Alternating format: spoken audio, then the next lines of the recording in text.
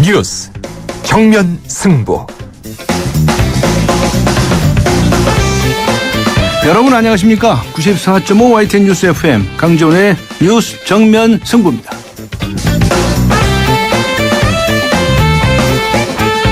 네, 오늘 뉴스 정면 승부 1부에서는 국내 인터넷 업계의 역사상 최대 빅들이죠. 다음과 카카오의 합병 소식 전해드리겠습니다.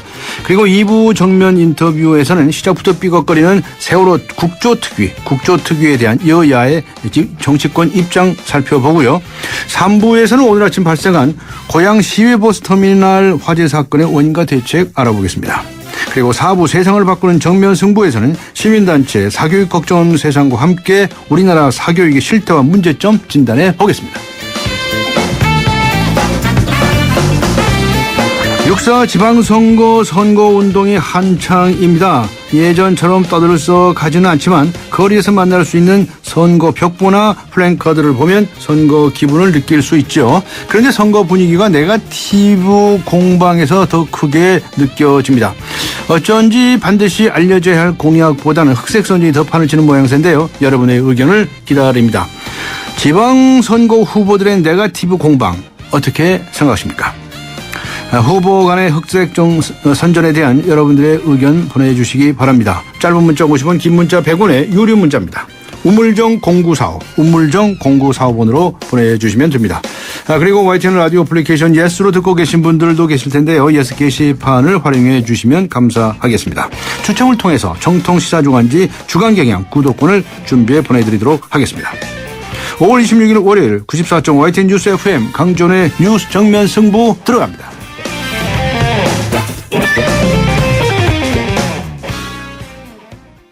안녕하세요. 송혜교예요. 전 요즘 맛있는 물 고를 땐 핑크만 보고 골라요. 우리 몸의 건강한 색은 모두 핑크잖아요. 건강한 물의 새로운 기준 핑크라벨 아이시스 8.0. 건강한 미네랄 밸런스로 생기있게 핑크빛 생기에너지 아이시스 8.0. 핑크만 기억하세요.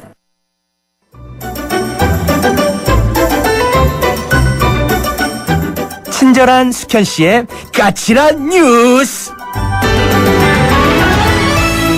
네, 친절한 숙현 씨, 이숙현 씨 나오셨습니다. 안녕하셨습니까? 네, 안녕하세요. 네, 안대희 국무총리 내정자죠. 네네. 조금 전에 입장 발표를 했죠? 어떤 내용입니까? 예, 오늘 정부 서울청사에서 입장 발표를 했는데요. 최근에 불거진 재산 증시 그리고 전관예우 논란과 관련해서 국민들께 송구하게 생각한다면서 지난 약 1년 동안 늘어난 재산 11억 원을 사회에 모두 환원하기로 했다라고 밝혔습니다. 앞서서 일부 언론들에 따르면 여러 가지 의혹들이 제기됐는데요. 국세청 산하에 있는 세무조사 감독위원장 재직 당시 기업의 법인세 취소 소송의 변론을 맡았고요. 또 사실상 5개월간 사건 수임과 법률 자문 등으로 총 16억 원 등을 수입으로 올렸습니다. 그러니까 한 달에 3억 원 이상을 번 겁니다.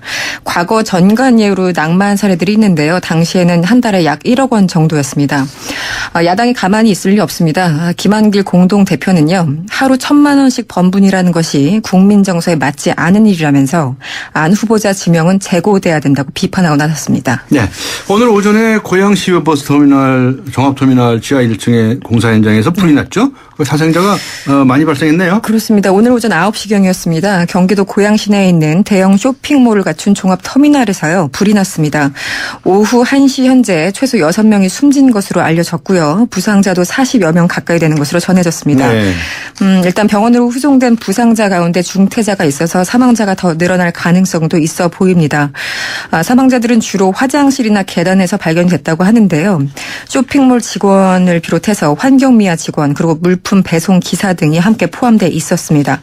소방당국과 경찰은요. 이 종합터미널 지하 1층 공사 현장에서 용적 작업을 하던 중에 불꽃이 튀면서 이렇게 화재가 난 것으로 추정하고 있습니다. 네, 이런 다중이용 시설에서 화재가 나면 사고가 크죠. 그렇습니다. 오늘 3부에서도 전문가 연결해서 자세한 내용 알아보도록 하겠습니다. 그다음에 유병헌 전 세무그룹 회장, 청해진 해운 회장이라고 하죠. 네. 네. 이 사람을 도망가는데 도와준 이 30대 여성이 체포됐다면서요? 그렇습니다. 인천지검 특별수사팀은요. 유병원 전 회장과 함께 도피 생활을 한 의혹을 받고 있는 30대 여성 신모 씨를 체포해서 조사 중이라고 오늘 밝혔습니다. 네. 아무래도 신 씨에게는 범인 도피 혐의가 적용된 것으로 보이는데요.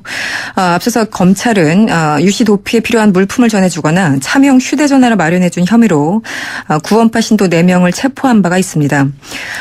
검찰은 지난 주말이었나요? 전남 순천 소재 휴게소 인근에 기거하고 있다는 첩보를 입수하고 출동했지만 이미 며칠 전에 유 전 회장이 다른 곳으로 이동한 것으로 알려졌습니다. 네, 조금 전에 유병원 씨가 금수원으로 잠입했다는 그런 제보가 들어왔다는 그런 보도도 나오고 있네요. 네, 그렇죠. 네. 자, 민경욱 청와대 대변인 발언이 좀 가볍게 나갔나요? 연일 논란을 불러오고 있네요. 그렇습니다. 민경욱 청와대 대변인의 말실수가 정말 끊임없이 나오고 있습니다. 이쯤 되면 실수인지 본심인지 참 헷갈립니다. 민 대변인은 지난 24일 일부 청와대 출입기자들과 점심 식사를 했다고 합니다. 이 자리에서 민간 잠수사가 일당 100만 원을 받고 있고 시신 수습 시 한 구당 500만 원을 받는다, 이런 취지의 발언을 이어간 것으로 전해졌습니다. 지금 현장에서 극한의 수색을 벌이고 있는 잠수사들 상당히 격앙됐죠. 사실 무근인데다가 상당히 모욕적이라면서 반발하고 있습니다. 역시 희생자 가족들도 부적절하다면서 비판에 나섰습니다. 앞서서 박 대통령의 이른바 착석 사과, 이 이후에 유가족들은 상당히 불쾌하다는 반응을 보이면서 문제 제기를 했을 때 민경욱 대변인은 유감이라는 입장을 표명하면서 또다시 비판의 대상이 됐었는데요. 계속해서 이게 부적절하고 편향된 시각을 나타내고 있다면서 비판에 오르고 있습니다. 네, 청와대 대변인은 출입기자들하고 밥 먹으면서도 말 조심해야 되겠네요. 그렇습니다. 네네. 네. 그다음에 새정치민주연합의 박범계 의원이 새누리당 한 의원의 공천장 의혹을 제기했다는데 무슨 이야기입니까? 네, 이게 정말 선거가 코앞에 다가오니까요. 이런 얘기들이 또 한번 나오고 있습니다. 오늘 새정치민주연합의 박범계 의원이 국회에서 기자회견을 열었는데요. 새누리당 현역 국회의원이 6.4 지방선거 기초단체장 공천 과정에서 한 후보자로부터 억대의 공천 헌금을 받았다가 해당 후보자가 낙천한 뒤에 항의를 하자 뒤늦게 이를 돌려줬다, 이렇게 의혹을 제기를 하고 있습니다. 관련해서 곧바로 새누리당 유승우 의원이 기자회견을 가졌는데요. 그 박범계 의원의 이런 의혹을 전면 부인한 겁니다. 유 의원은 만약 이런 경우가 한 건이라도 있었다면 바로 의원직을 사퇴하겠다고 말하고 박범계 의원에 대해서는 허위사실 유포에 따른 명예훼손으로 고발할 방침이라고 전했습니다. 네. 네거티브 선거가 한창이네요. 이게 또 6.4 지방선거와 관련해서. 그러니까 서울시장 후보들 사이에 또 이 네거티브가 아주 극성을 부립니다. 그렇습니다. 참 듣는 국민들은 괴롭습니다. 지난 24일이었습니다. 정몽준 서울시장 후보 측 대변인이요, 박원순 후보 부인의 해외 출국서를 제기를 했습니다. 한마디로 서민을 위해서 봉사해야 되는 후보의 부인이 대중에 안 보인다는 게 이들의 이유였습니다. 하지만 당시 어떤 근거를 제시한 건 아니었죠. 이에 대해서 박원순 후보가 급기야 어저께 기자회견을 열었습니다. 이런 얘기를 했습니다. 근거 없는 음해와 흑색 선전으로부터 가족을 지키는 것은 한 사람의 가장으로서 최소한의 의무라면서 흑색 선전에 대해서 당사자와 유포자에게 가능한 모든 법적, 정치적 책임을 물을 것이라고 경고를 했습니다. 오늘 저녁에 두 번째로 이 박원순, 정몽준 후보가 방송 토론회를 할 예정인데요. 또 어떤 설전이 오고 갈지 참 기대가 됩니다. 네, 수고하셨습니다. 감사합니다. 고맙습니다. 네, 지금까지 시사컬럼니스트 이숙현 씨와 함께 했습니다. 지금 시각은 6시 16분인데요. 17분을 향해 가고 있습니다. 이 시각 교통 상황 어떤지 알아보죠. 박화영 캐스터입니다. 네, 동부간선도로 양방향으로 돌발 상황이 있는데요. 먼저 성수동 쪽으로는 장안교와 중랑교 사이에 1차로가 지금 고장차가 있어서 막혀 있고요. 반대쪽으로는 한천교와 월계 1교 사이에서 또 2차로에 고장차 서 있기 때문에 부근으로 조심 운전하셔야겠습니다. 강동대로는 서하남 나들목 쪽으로 둔촌 사거리 지나자마자 5차로에 3중 추돌 사고가 있었는데요. 부근 처리 작업 모두 끝이 났지만 여파가 남아서 아직 지체입니다. 내부순환로는 성수동 쪽으로 연희램프에서 정릉터널까지, 반대쪽으로는 기름 이전부터 홍제램프까지 꾸준하게 밀립니다. 강변북로 일산에서 구리 쪽으로 난지도 일대, 이후로 서강대교에서 반포대교, 반대 일산으로 들어가는 길은 동호대교에서 가양대교 앞둘 때까지 길게 답답합니다. 끝으로 분당 수서로는 장지 이전부터 탄천 1교까지 가다서다 하고 있습니다. 뉴스 정면승부 교통정보였습니다. 대한민국의 하루 여러분의 하루를 정리해드립니다. YTN 뉴스 FM 뉴스 정면 승부. 네, 포털 사이트 2위 업체 다음이죠. 그리고 모바일 메신저 1위 업체 카카오톡입니다. 이 둘이 오늘 손을 잡았답니다. 다음과 카카오가 합병을 결정하면서 시가총액 3조 4천억 원대 규모의 초대형 인터넷 업체가 탄생할 전망인데요.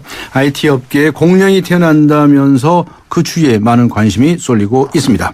IT 업계 어떤 지각 변동이 일어나는지요. 오늘 정면 인터뷰 카이스트 소프트웨어 대학원의 황병선 교수 연결해서 자세히 알아봅니다. 안녕하세요. 예, 안녕하세요. 네, 다음 황병선입니다. 네네. 다음과 카카오 두 회사가 우리나라에서 상당한 위치를 차지하고 있는 기업 아닙니까? 예, 맞습니다. 말씀하신 대로 다음 같은 경우는 PC 기반의 인터넷에서 2위 업체이고요. 예. 카카오톡은 모바일 인터넷에서는 명실상부한 1위 기업이라고 할 수도 있죠. 네. 네, 그렇군요. 그런데 이 두 회사가 합병을 한다고 하는데 그 무슨 이유일까요? 무슨 배경에서 그럴까요? 사실 국내 기업으로서 다음이 2위를 차지하고 있지만 어떻게 보면 점점 매출이나 이런 시장 점유율이 오히려 줄어들고 있는 게 또 어려운 현실이고요. 다음에. 아하. 네, 반대로 카카오톡은 지금 외부 투자가가 들어와 있는 상태인데요. 예, 조만간 상장을 기대하고 있었던 회사입니다.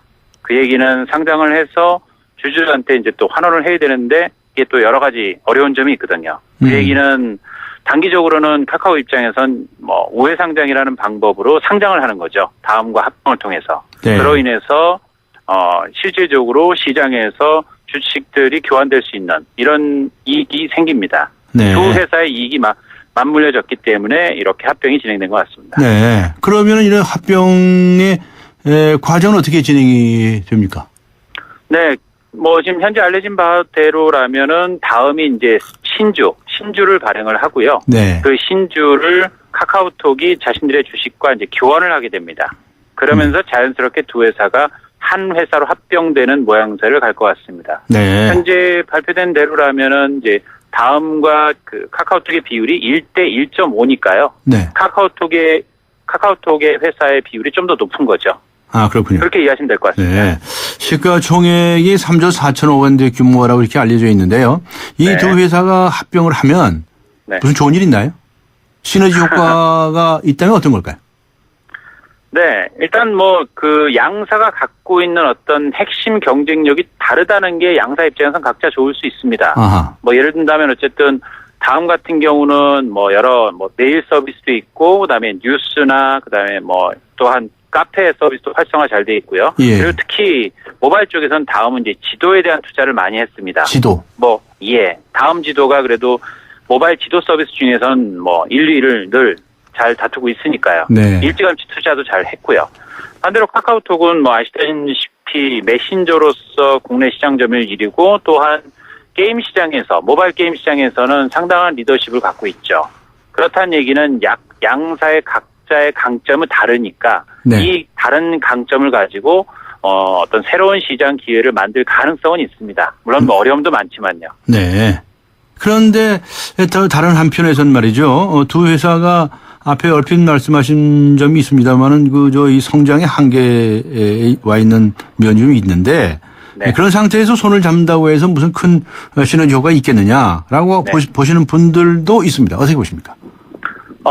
저는 솔직히 반은 맞고 반은 또 틀릴 반은 수 있다고 맞고 반은 생각합니다. 틀리다. 무슨 얘기냐면 이게 이제 솔직히 작은 회사가 합병되는 게 아니기 때문에 시너지가 이렇게 단기간 내에 나지는 않을 겁니다. 네. 단기간 내에 양사가 갖고 있는 고객을 합친다고 해서 시장 점유율이 올라가고 이렇게 될 수도 없고요. 네. 그다음에 PC 기반에서 강한 어떤 다음의 시장 점유율이 카카오 때문에 갑자기 PC 포탈의 점유율이 올라갈 거라고 저도 생각하지는 않습니다. 네. 다만 현재 갖고 있는 어떤 인력들의 그 구성이 다르고 강점이 다르기 때문에 특히 시장이 성장하고 있는 모바일 시장에서 양사의 강점을 합친다면 최소한 국내 시장에서 모바일 시장에서의 어떤 시장 변동률은 좀 더 가능성이 높아질 수 있다고 생각합니다. 네. 모바일 쪽에서는 네. 좀 더 시너지 효과가 클 거다.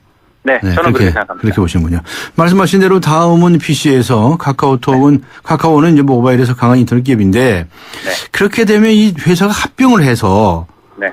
예를 들어서 무슨 새로운 서비스를 내놓는다든가 뭐 혹시 그런 건 뭐 구상한 건 없을까 하는 생각을 할 수가 있는데 어떻게 보세요?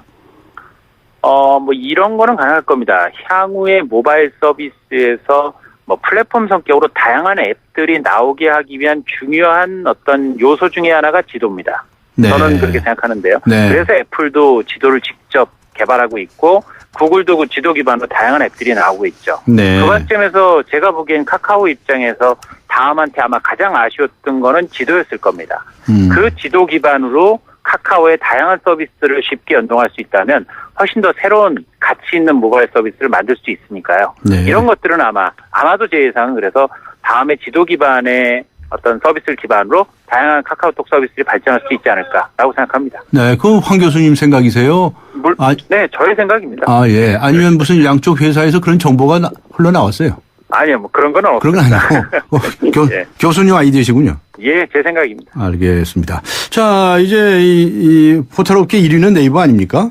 그렇죠. 그다음에 그러니까 이제 이 네이버하고 다음 카카오 합쳐서 합병한 다음 카카오의 이제 경쟁 이렇게 봐야 될 텐데 그렇다면 어떻습니까? 우리나라 포털업계 전체에 어떤 변화가 있을 거라고 예상이 되시나요? 예를 들면 다음 카카오 쪽에서 점유율이 좀 높아질 거라든가 아니면 또 새로운 어떤 방향이 나온다든가. 저는 뭐 아까도 말씀드렸지만 일단 그 시장을 이제 PC 기반의 포털 시장과 모바일 시장 이렇게 나누는 건 이제 점점 의미가 없을 거라는 생각은 듭니다. 앞으로는 이제 의미가 없어진다. 예. 예. 뭐 그게 결국은 그냥 스크린 크기의 차이라고 생각할 수도 있는 거니까요. 네. 화면의 크기의 차이니까. 네. 그렇다면 결국 소비자의 시간을 누가 더 차지하느냐의 문제거든요. 예. 그게 스마트폰이든 그게 TV든 뭐 그게 PC든요. 이런 관점에서 본다면 뭐 결국 소비자들이 현재 PC보다 모바일 시간을 점점 더 조금씩 늘어나고 있는 게 하나의 큰 트렌드거든요. 네. 그 관점에서는 분명히 다음한테 기회도 있는 건 사실이지만 반대로 또 네이버한테는 네이버의 뭐 같은 회사는 아닌 자회사긴 합니다만 라인이라는 또 강력한 경쟁자가 있는 거죠. 이 관점에서는 뭐 누구의 어떤 우승을 뭐랄까요 단언하기에는 어려운 상태라고 생각합니다. 네. 소비자 입장에서 보면 재미있어요. 그죠? 그렇죠. 맞습니다. 네. 아주 뭐 열심히 업계에서 뛰어다니면. 경쟁을 서로 하니까 발전이 있는 거니까. 그렇죠. 서비스 관점에서. 더 나아가서 말이죠. 혹시나 이 글로벌 시장에서 세계적인 시장에서 페이스북이나 트위터처럼 좀 더 이 생산적이고 창조적인 그런 기업으로 발전할 가능성 같은 것은 안 보이시나요? 그 관점에서는 사실 좀 카카오톡은 현재는 어쨌든 약점이 있는 건 사실입니다. 예. 그 고객의 대부분이 아직은 한국 기반이긴 한국인이고. 하고요. 예. 예. 그리고 어쨌든 전 세계 지금 현재 메신저 시장의 경쟁 상황을 봤을 때 카카오톡이 그렇게 좋은 성적을 내고 있는 건 아닙니다. 반대로 제가 아는 한 다음도 그렇게 글로벌 비즈니스로 성공적인 자체 컨텐츠나 서비스를 갖고 있지는 못하거든요. 네. 반대로 뭐 그렇게 말하면 네이버도 솔직히 그 네이버 포털 서비스 자체는 글로벌 서비스로서 성공적인 거 별로 없습니다. 네. 어떻게 보면 유일하게 메신저가 지금 그나마 글로벌 플랫폼으로서 성장할 수 있는 가능성이 매우 높은 거죠. 네. 그 관점에서 좀 지켜봐야 될 것 같습니다. 네. 장기적으로 뭐 다음 카카오가 글로벌 서비스로 잘 성공하느냐라는 것에 대해서는 좀 지켜봐야 되는 입장인 것 같습니다. 그런 네이버도 그렇고 다음 카카오도 그렇고 그런 네. 일들이 좀 있어주면 참 즐거운 일인데, 그죠? 네. 근데 방금도 말씀하셨지만 우리나라가 이 하드웨어에 비해서 소프트웨어가 약해요. 네. 그래서 소프트웨어가 약하다는 주장은 아주 오래전부터 있어 왔는데 아직도 네. 극복이 안 되는 것 같아요. 어떻게 해야 된다고 생각하십니까? 뭐 짧게 말씀드리면 저는 최소한 10년 전보다는 그게 많이 나아졌다고 많이 생각하고요. 나아졌다? 네, 많이 나아졌고 최소한 게임이나 뭐 음악, 한류 이런 컨텐츠 분야는 10년 전보다는 훨씬 글로벌로 진출하는 회사들이 많이 늘고 있지 않습니까? 네. 근데 생각해 보시면 이런 서비스 분야, 뭐 네이버다, 뭐 포털이다 이런 서비스 분야는 결국은 우리가 이제 한글이라는 컨텐츠의 제약 때문에 글로벌로 나가기도 쉽지 않고요. 네. 그리고 이제 저는 개인적으로 우리나라 분들 소비자들이 점점 다민족 국가가 된다고 생각합니다. 그래서 오히려 글로벌한 서비스를 만들 수 있는 환경이 돼야 네. 그래야 정말 미국과 경쟁할 수 있는 유럽과 경쟁할 수 있는 글로벌 서비스가 나올 수 있지 않을까 생각합니다. 네. 우리나라 국민들이 아예 다민족화라고요. 다문화. 네, 그렇게 발전이 돼야 된다고 생각하는 거죠. 예, 그래야? 그런 글로벌 마인드를 가져야 된다는 얘기죠. 그래야 세계적으로 나갈 수 있는 그런 컨텐츠들도 나오고 네, 네. 그런 기업들도 나올 수 있을 것이다. 그렇죠. 아무튼 이번에 이 두 회사의 합병이 상당히 화제거리예요. 예. 네. 그렇게 해서 우리나라 IT 업계 발전에 도움이 됐으면 하는 기대인데 지켜봐야죠. 네, 네. 그렇습니다. 알겠습니다. 수고하셨습니다. 감사합니다. 네, 감사합니다. 네, 지금까지 카이스트 소프트웨어 대학원의 황병선 교수와 함께 했습니다. 지구의 미래는 슈퍼히어로가 지키고 가족의 행복은 쉐보레가 지켜줄게요. 쉐보레 러브 패밀리 페스티벌 스파클 최대 3년 무이자 할부, 말리부, 캡티바, 올란도 최대 3년 1.9% 할부, 차종에 따라 최대 100만 원 할인. 5월에도 쉐보레만 믿으세요. 홈페이지 참조 5월 31일까지. Chevrolet, find new roads. 채소 과일을 많이 먹자는 당연한 건강 상식. 하지만 80년 전엔 뉴트리라이트의 혁신적인 생각이었습니다. 식물 영양소로 세상을 바꿔온 80년. 뉴트리라이트 더블 X에 담겨 있습니다. 80년 식물 영양소 전문가. 뉴트리라이트. 건강기능식품 광고입니다. 네, 여러분께서는 94.5 YTN 뉴스 FM 강조의 뉴스 정면 승부 듣고 계시는데요. 오늘 뉴스 정면 승부에서 청취자 여러분께 이런 질문을 드렸었죠. 지방선거 후보들의 네거티브 공방 어떻게 생각하십니까? 많은 분들께서 의견 보내주시고 계십니다. 8441님께서는요. 선거 때마다 변함없이 서로를 낮추는 행위 옳지 않습니다. 라고 적어주셨습니다. 4238님께서는요. 네거티브 공방은 선거의 질만 떨어뜨릴 뿐 서로에게 득이 없어요. 라고 적어주셨습니다. 많은 분들께서 우려하시는 의견을 주시고 계시는 것 같습니다. 아직 의견 주시지 않으신 분들께서는요. 짧은 문자 50원, 긴 문자 100원의 유료 문자입니다. 우물정 0945, 우물정 0945번으로 보내주시고요. YTN 라디오 애플리케이션 예스로 듣고 계신 분들은요. 예스 게시판을 활용해 주시면 되겠습니다. 추첨을 통해서 정통시사주간지 주간 경향 구독권을 보내드리도록 하겠습니다.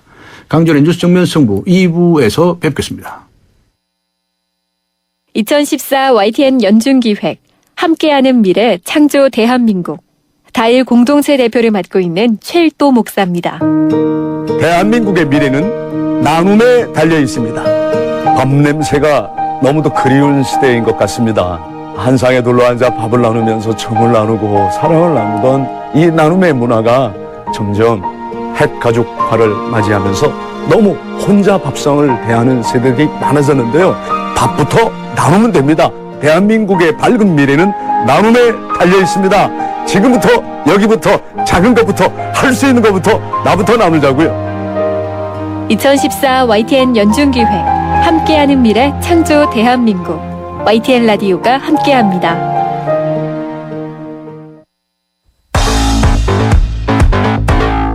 강지원의 뉴스 정면 승부. 네. 뉴스 정면 승부 2부입니다. 오늘 청취자 여러분께 뉴스 정면 승부에서는 이런 질문을 드렸죠. 지방선거 후보들의 네거티브 공방 어떻게 생각하십니까? 아직 의견 주시지 않으신 분들께서는요. 짧은 문자 50원, 긴 문자 100원입니다.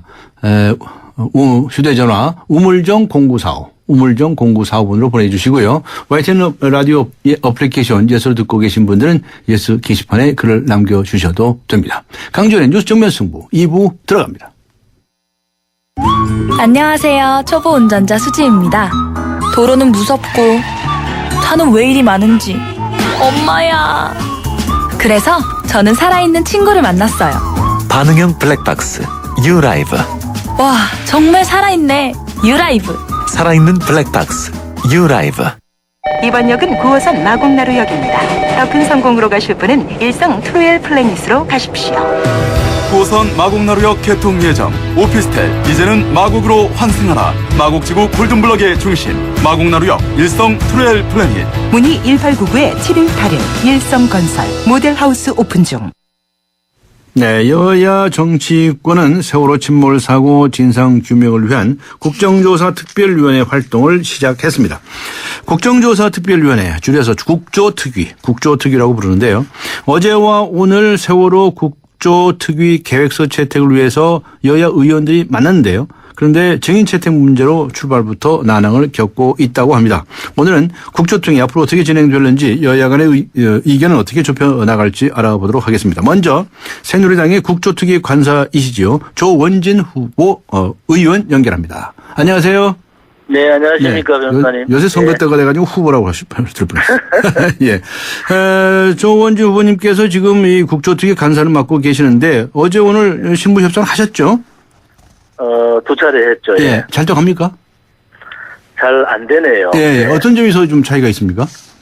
문제는 이제 저희들 입장에서는 국조특위 우선 열어서 구성부터 하자. 네. 그리고 나머지 계획서라 이런 문제는 전부 국조특위에다가 맡겨주면은 국조특위 여야 간사간의 협의를 해서 하겠다 이런 입장이거든요. 네. 근데 이제 서민련 입장은 우선 국조특위 계획서에 개개인 정인들을 다 집어넣어서 하자. 그렇게 해서 사실은 양당 간에 협의가 안 되고 있는 입장이고요. 네. 지금까지 국조특위를 여러 번 했지만은 그런 경우는 거의 없었다 이렇게 볼 수 있거든요. 예. 예. 그래서 다음 일정은 어떻습니까?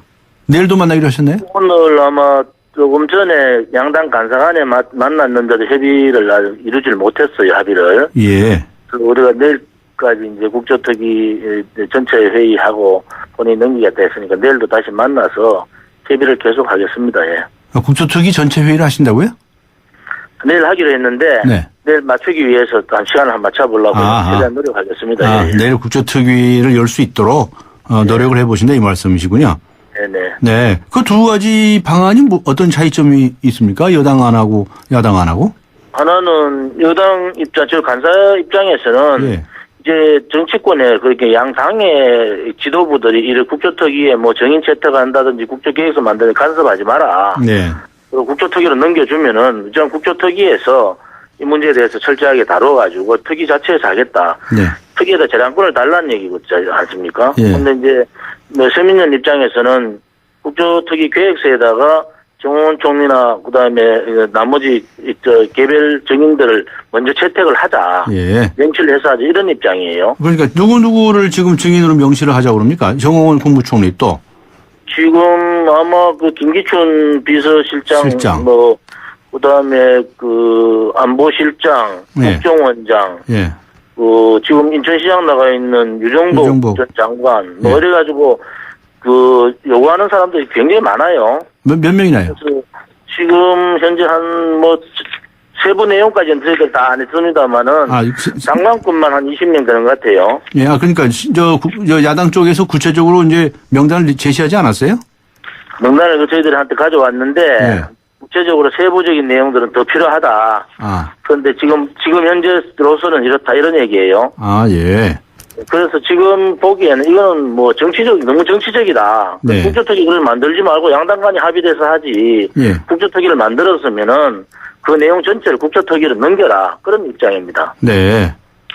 지금 저 증인으로 야당 쪽에서 요청하는 그런 이들에 관해서 동의를 해줄 수는 없는 건가요? 저희들 입장에서는 정인에 대한 성역은 없다. 예. 그 대신에 기본적인 절차는 좀 지켜달라. 네. 이게 국조특위가 지금 야당에서는 2달 요청을 해, 60일 정도 요청을 했는데 사실은 이 세월호 참사라는 게 2달 가지고 이 전체적인 국조특위가 마무리하기 힘들어요.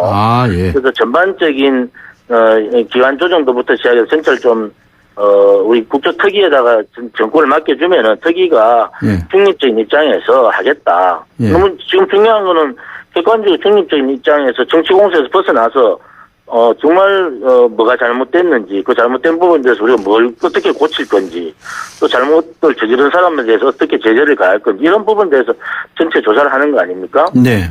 그래서 그렇게 하기 위해서는 우선 침몰 사고하고 직관적으로 원인을 밝히기 위해서 유족들도 그런 걸 원하시는 것 같아요. 외부 전문가들 좀 참여시켜라. 그럼 그런 분들 통해서 현장 조사하고 기관 보고하고 그다음에 정인 참고인 명단을 우리가 선별해서 확정하면 되는데 국조특위 구성도 하기 전에 정인부터 먼저 명단 확정하고 하자 하는 것은 앞뒤가 바뀐 거다 이렇게 볼 수가 있습니다. 네.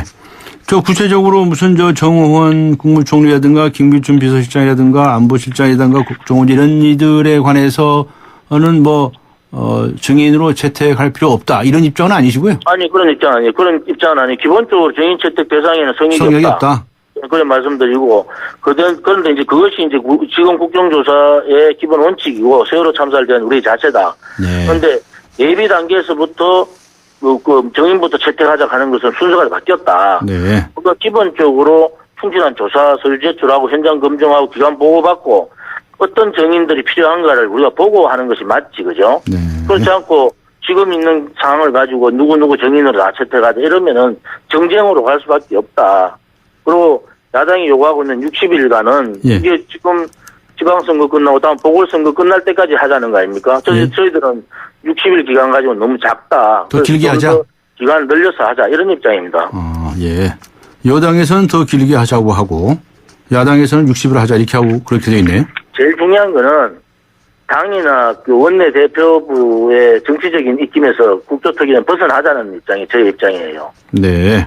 국조특위에다가 정권을 주면은 여기서 객관적으로 중립적인 입장에서 하겠다. 그런 입장이죠. 알겠습니다. 당에서 먼저 들고 나와서 이 사람 정인으로 채택하면 국조특위 열고 그렇지 않으면 이제 못 열겠다. 이건 너무나 정치적이다 이런 얘기입니다. 네. 그런데 이 그저 국정조사 하는데 말이죠. 과거에 국정조사 해가지고 무슨 뭐 재미 본 적 있나요? 네? 무슨 뭐 성과가 있었던 적이 얼마나 있었나요? 거의 뭐 없다고 볼 수 있는데 그런데 이제 우리 새누리당 입장은 네. 지금 세월호 참사라는 게 정말 우리 정치권이 반성하고 참여하는 입장에서 이 국정조사를 해야 되지 않습니까? 제가 솔직히 말씀드리면은 이 당 지도부에서 정치적으로 얘기하면 안 됩니다. 이제는 국조특위에 조용하게 이 문제를 저희들 국조특위에서 하나하나 따져보고 세밀하게 우리가 이런 부분들을 어떻게 반성하고 어떻게 잘못된 부분에 대해서 우리가 고쳐 나갈 거냐 또 이 부분을 다시는 이런 일이 없도록 할 거냐 이러한 부분을 하는데 이 시작부터 말이죠. 정인 채택을 가지고 민주당의 세민연 의원들 갑자기 이 사람 정인 채택 안 하면 못하겠다. 이거는 너무 정치적인 것 같아요. 그래서 저는 국회부터 이번 국정조사 특위부터 좀 바뀌자. 네. 그리고 박영선 원내대표가 이제 선출됐지 않습니까? 예. 국회도 좀 바뀌는 모습을 좀 보여주자. 네. 이걸 정치적으로 몇십 명을 정인 채택 안 해주면은 국정조사 못 열겠다. 이거는 안 되는 얘기. 그 전에 과거의 답습이다. 네. 저는 그거는 안 맞다고 보거든요. 네. 저기 뭐 좀 이 거꾸로 생각을 해서 말이죠. 질문을 드려보는데 좋다. 그 사람들 다 채택하자. 라고 해가지고 60일이 아니라 더 길게 하자라고 하고 나가시면 어떻겠어요? 그럼 못 하시기 때문에. 그것도 특위로 넘겨달라는 거죠. 그것도, 그렇죠. 글쎄, 그 입장은 알겠는데, 지금 입장은 알겠는데. 네. 그것도 특위 특위위원들이 18명으로 구성됐지 않습니까? 예. 특위위원들을 하고 협의를 해서, 그럼 어떤 정인을 채택할 거냐, 우선 조사부터 해야 되지 않습니까? 예비조사 단계에서. 그 말씀 알아듣겠고요. 네. 거꾸로 그렇게 할 수는 없느냐, 그런 여쭤본 거예요. 그건 안 되겠다? 제가 먼저 말씀드렸잖아요.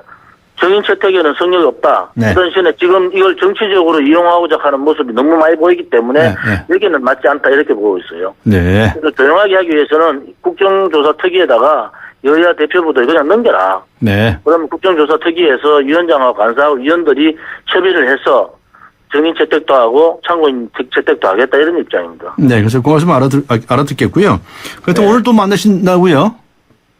오늘은 수석끼리 만났는데 뭐 전혀 진전이 없었던 걸로 알고 있습니다. 또 내일 또 만나실 거고요?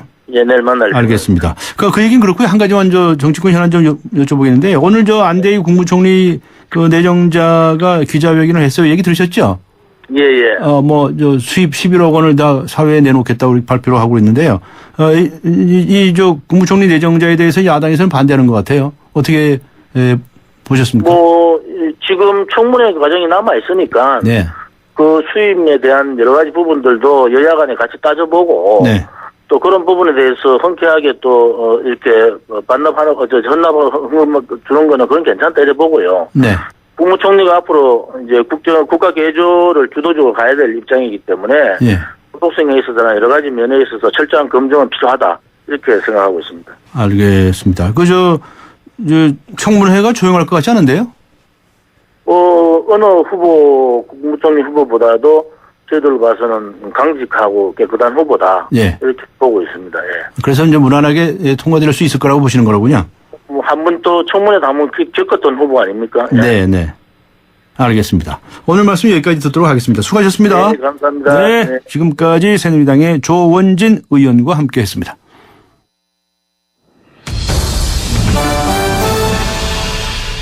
네, 이번에는 새정치민주연합의 국조특위 간사를 맡고 계신 분이죠. 김현미 의원 연결합니다. 안녕하세요. 네, 안녕하세요. 네, 조금 전에 그 조원진 의원 인터뷰를 했는데요. 네. 그러니까 어제도 만나고 오늘도 만나고 하셨다면서요? 어제 저녁에 한번 만나고 오늘 아침에도 다시 10시에 사자 회동을 하기로 했습니다. 사자 협의를. 예. 조은진 의원님께서 안 오셔가지고 나중에 저희들이 요청해서 다시 오셨고요. 예. 오늘 오후에도 다시 만나기로 하셨는데 대구 내려가셨다고 그러더라고요. 네. 인터뷰 대구에서 하신 걸로 알고 있습니다. 하셨을 것입니다. 예. 네. 그런데 어떻습니까? 얘기가 잘 안 돼가네요. 일단 새누리당에서 네. 협의를 좀 성실하지 않은 게 굉장히 좀 유감입니다. 왜냐하면 이 사자가 그러니까 양당의 원내수석 부대표하고 양당의 국조특위 간사가 사자 협의를 통해서 국정조사 계획서를 채택하자 협의를 해서 만들고 이것을 국조특위에서 의결해서 전체에 넘기자 이렇게 양당 수석 대표가 합의하에 저희가 사자 협의를 만들었습니다. 저희들이 일방적으로 한 게 아니고. 네. 근데 이제 와서 논의가 진행되지 않는다 그래가지고 이제 사자 협의 대신에 양당 특위 간사로 넘기자 이렇게 일방적으로 주장하시는 것은 좀 원칙의 일관성이 없지 않나 이런 생각이 듭니다. 그 당초 방침이 바뀐 겁니까? 당초의 약속하고 달라진 겁니까? 그게? 네, 새누리당 쪽에서 사자 협의를 통해서 정하자 이렇게 이야기를 하셨습니다. 왜냐하면은 지금 국회가요. 네. 선거도 물론 있지만 이 세월호 국정조사 특위가 지금 하나가 있고요. 예. 그다음에 국무총리 인사청문회가 있고 이제 곧 국정원장 인사청문회도 하게 될 거고요. 예. 또 국정감사가 있고요. 예. 또 하반기 원구성 문제가 있고 해서 결산이 있고 굉장히 복잡해서요. 예. 이번에 이제 선거가 끝나면서 국회는 아마 8월 달까지 거의 쉬지 않고 가동을 해야 네. 장관 인사청문회까지 일정을 마칠 수가 있습니다. 그래서 네. 지금 국정조사 계획서를 사자 협의해서 하자 이런 것들도 하반기 원구성과 전체적으로 다 조율이 돼야 되기 때문에 네. 함께 논의하자 이런 차원에서 시작하신 것 같아요. 네. 그런데 갑자기 이렇게 하지 말고 이제 뭐 떼어내서 하자 이렇게 얘기하시는 것은 떼어내서 하죠? 이제 국조특위는 따로 양당 간사 협의로 넘기자 이렇게 일방적으로 주장을 하셔서 예. 저로서도 이렇게 갑자기 이렇게 태도가 변하시는지 이해할 수가 좀 없는 예. 상황입니다. 그럼 이제 거꾸로 한번 여쭤보는데요. 이 부분 따로 떼어가지고 그 간사들끼리 협의에 맡기면 안 됩니까? 그럴 수 없는 게 아까 제가 말씀드린 것처럼 예. 이게 굉장히 많은 다양한 국회 일정이 있기 때문에 예. 같이 논의를 해 나가야 되는 겁니다. 일정이나 이런 것도 조정을 해야 되기 때문에 같이 붙어가야 된다. 이런 문제. 예. 예. 조금 전에 조원진 의원은 말이죠. 네네. 구성은 아예 국제특위에 맡기자. 네네. 우선 구성 먼저 해놓고 예. 거기에서 그 계획서를 만들고 어쩌고 하자. 증인 채택이고 뭐고 하는 얘기도 거기서 하자. 네. 근데 왜 지금부터 증인 이름 명단부터 작성하려고 하느냐 이렇게 얘기를 하는데요. 네네. 근데 그것에 대해서는 저희들이 지금까지 국정조사가 어떻게 이루어졌는지를 한번 보실 필요가 있습니다. 예. 전에 있었던 국정조사의 대부분이 예. 누구를 증인으로 채택할 것인가 이 문제를 실갱이하다가 예. 국정조사 기간의 상당 기간을 다 네. 넘겨버렸습니다. 네, 그런 일 많죠. 그렇지 네. 않습니까? 지난번에 그 국정원 댓글 사건 같은 경우도 저희가 지난 45일 동안인가 했더라고요. 네. 그래서 그 기록을 쭉 보니까 사실상 제대로 국정조사가 이루어진 기간은 보름 남짓밖에 안 됩니다. 네, 나중에 며칠 안 했어요. 네. 예. 예, 이렇게 되는 것은 저희는 국민들에게 다른 사건도 아니고 이런 참사를 다루는 국정조사 특위가 그렇게 가서는 안 된다고 보고요.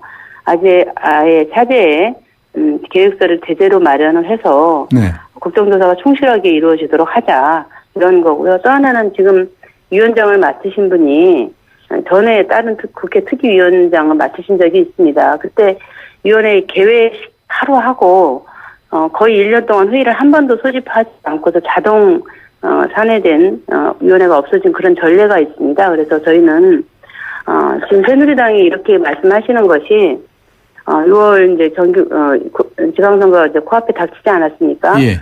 그래서 새누리당도 이 세월호 사건에 대한 국정조사에 대해서 찬성한다. 예. 자 봐라 우리 이렇게 특위 만들지 않았느냐. 이거를 보여주기 위해서 이런 보여주기식으로 빨리 출발하자 이렇게 얘기를 하고 실제 내용을 채우는 문제에 대해서는 미루고 있다 이렇게 생각합니다. 네. 그 증인 누구라고 한다면 이제 뭐 정홍원 국무총리 뭐 김기춘 비서실장 어쩌고 여러 사람들 얘기를 이제 주장하셨다면서요. 네네. 그런데 뭐 증인에 대해서는 성역이 없다. 누구든지 다 네네. 부를 수 있다. 그렇게 네. 얘기를 하던데요. 항상 성역이 없다고 말씀을 하시죠. 그런데 예. 지난번에 그 국정 댓글 사건, 예. 국정조사 한 걸 보면요. 거기서도 이제 야당이 주장했던 핵심 증인 중에 김무성 의원도 있고요. 그다음에 그 권영세 조정 대다수 있습니다. 근데 끝내 이분들은 채택이 안 되고 끝났죠. 네. 그렇기 때문에 말로 성역이 없다라고 하는 것하고 실제 회의장에 와가지고 할 때 의견을 표현하는 거하고는 너무 많이 달라졌기 때문에 저희 야당도 더구나 이런 세월호 사건 같은 데 있어서 국민들 앞에 이렇게 앞에서 말하고 뒤에서 따로 하고 이런 것들이 용인되는 상태로 그런 구조를 만들어주는 것은 옳지 않다 생각하기 때문에 네. 시작하기 전에 좀 정리하자 이런 겁니다. 네. 그런데 이제 조은지 의원은 새누리당 쪽에서 자꾸 이제 증인 이름부터 거명을 하고 이런 사람부터 채택하자라고 하는 거는 이건 이 참사를 정치적으로 자꾸 이용하는 것 같고 정치적으로 너무 접근한다. 그러니까 이제 우리 반성하고 이제 그런 거 좀 그만하자. 뭐 이렇게 얘기를 하던데요. 그러니까 저는 그 정치적이라는 단어가 무엇을 말하는지 모르겠습니다. 네. 그 문제의 핵심을 밝혀야 할 대상이 되는 분이 정치적으로 비중이 있는 인물이어서 정치적이다 이렇게 말씀하시는 것 같은데요. 저는 그것이야말로 정략적 태도라고 생각을 합니다. 네. 예를 들어서 이번 세월호 사건이 사고였다가 이것이 참사로 바뀌게 된 것은 정부의 추동 대응의 실패 때문에 일어난 것입니다. 이것은 뭐 다 국민들이 공감하시는 이야기이고 왜 이렇게 추동 대응을 실패했느냐. 네. 그것은 국가의 재난 컨트롤 타워가 정상적으로 작동하지 않았기 때문입니다. 네. 그런데 이건 어떻게 되냐면은 대통령이 과연 언제 어떤 내용의 보고를 받고 어떠한 내용의 지시를 했느냐. 이게 재난 컨트롤 타워의 핵심입니다. 그런데 대통령은 8시 55분에 최초의 사고가 접수됐는데 대통령이 이 사건을 인지한 것은 10시라고 정홍원 국무총리께서 국회에서 답변하셨습니다. 이런 사건에서 1시간 동안 대통령이 상황을 모른다는 것은 전쟁 상황 같았으면 어떻게 되겠습니까? 그리고 대통령이 보고받고 오후 5시에 중앙재해대책본부에 가서 하신 말씀이 있습니다. 아이들이 구명조끼를 입고 있었는데 왜 안 보이나요? 그건 대통령께서 상황이 현재 참사 현장이 어떤지에 대해서 정확한 보고를 못 받고 있다는 것입니다. 그렇기 때문에 대통령께서는 10시에 이 사고의 수습을 해경에 전화로 지시를 하십니다. 해경이 모든 물적 자원들을 동원해서 인명을 구조하라 이렇게 지시를 내리는데요. 네. 당시에 그 뱃속에 300명이 넘는 사람들이 갇혀 있었다라는 정보가 제대로 전달이 됐더라면 해경에게 사고 수습 지시를 내리기 어렵죠. 해경은 특공대 8명을 그 이후에 파견합니다. 해경이 내린 조치가. 해군과 해경 사이에 지휘체계에 대한 것들도 전혀 되어 있지 않았습니다. 알겠습니다. 오죽하면 해군이 해경한테 미안하겠습니까? 이것은 국가의 컨트롤 타워가 제대로 작동하지 않은 것이고 컨트롤 타워의 정점에는 비서실장, 그다음에 김장수 안보실장 그리고 국정원장이 있는 것입니다. 네. 그래서 증인으로 채택하자. 그렇죠. 네. 우리가 얘기하는 것은 여당에서는 성역이 없대요. 그래서 다 부를 생각이 있는 것처럼 얘기를 하는데. 항상 말씀은 그렇게 하시고 지난번 국정원 댓글 사건에서도 성역이 없다고 하고서도 김무성, 권영세 두 분은 의결해 주지 않으셨죠. 그러면 말이죠. 만일에 이거 거꾸로 말씀을 드려보는 건데 여당이 주장하는 것처럼 구성해놓고 그래서 구성을 해서 특위를 열어가지고 거기서 뭐 증인 누구 이렇게 거명하시고 이렇게 하면 안 되는 겁니까? 그 말씀은 이해가 되는데 제가 아까 말씀드렸지 않습니까? 지금 정부가 원하는 것이 새누리당이 원하는 것이 선거를 앞두고 정략적이다. 우리가 이렇게 하려고 한다라는 걸 보여준다는 게 저는 목표가 있다고 봅니다. 그러고 난 다음에 이제 증인 채택 과정에서 지대한 싸움으로 정치권 전체가 불신의 대상으로 만들고 그렇게 하면서 국정조사 자체를 무력화시키려고 하는 생각이 있지 않나. 그것은 저희가 지금까지 수없이 많은 국정조사 시기가 부위로 돌아가는 사례에서 찾을 수 있었습니다. 양쪽에서 하여튼 두 분 다 이 서로 정략적이라고 말씀을 하시니까 이게 가운데서 아마 청취자들은 무엇이 정략적인지를 판단하실 겁니다. 제가 얘기하는 과정에서 김기춘 실장이나 그 안보실장이 나와야 되는 이유가 단지 그분들이 정책 비중 때문에 얘기하는 건지 아니면은 컨트롤 타워의 핵심에 중요한 것인지에 대해서 간단히 한마디로만 좀 대답 좀 해주시면 좋겠는데 안대희 국무총리 내정자가 오늘 기자회견을 한 얘기 들으셨죠? 어떻게 생각하십니까? 한마디로만 얘기해 주시죠. 안대희 내정자는 사퇴해야 됩니다. 알겠습니다. 시간이 다 돼가지고요. 사퇴해야 됩니다. 라는 말씀을 듣는 것으로 마치도록 하겠습니다. 감사합니다. 고맙습니다. 네, 지금까지 새정치민주연합의 김현미 의원이었습니다. 네, 말씀드리는 순간 대한항공 선수 로페스로 단독 찬스를 맞습니다. 네, 바로 슈터나요 슛!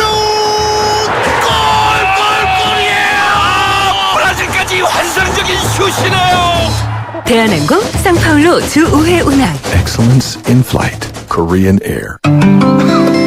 미세먼지 많은 날엔 깨끗하게 쿠쿠 청정. 비 오는 날엔 산뜻하게 쿠쿠 제습.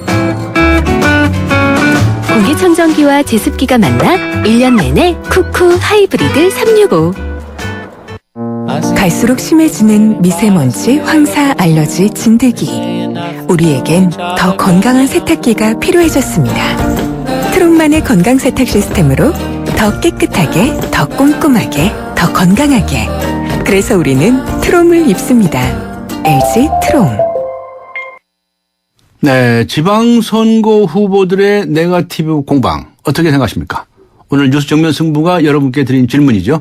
9094님께서는요. 서로를 비방하면서 자신을 지켜 세우는 행동은 유권자로서 보기 좋은 모습은 아닙니다. 8442님께서는요. 국민들을 위해 어떻게 할지 공약에 신경 쓰는 게 맞다고 보고요. 네거티브 공약은 자제하는 게 좋을 것 같습니다. 다 좀 비판하시는 분들이 많으시네요. 네, 아직 의견 주시지 않으신 분들께서는 짧은 문자 50원, 긴 문자 100원의 유료 문자입니다. 우물정 0945, 우물정 0945번으로 의견 보내주시고요. YTN 라디오 애플리케이션 예스로 듣고 계신 분들께서는 예스 게시판을 활용해 주시면 되겠습니다. 추첨을 통해서 정통시사주간지 주간경향 구독권을 보내드리도록 하겠습니다. 잠시 후 3부에서 뵙겠습니다.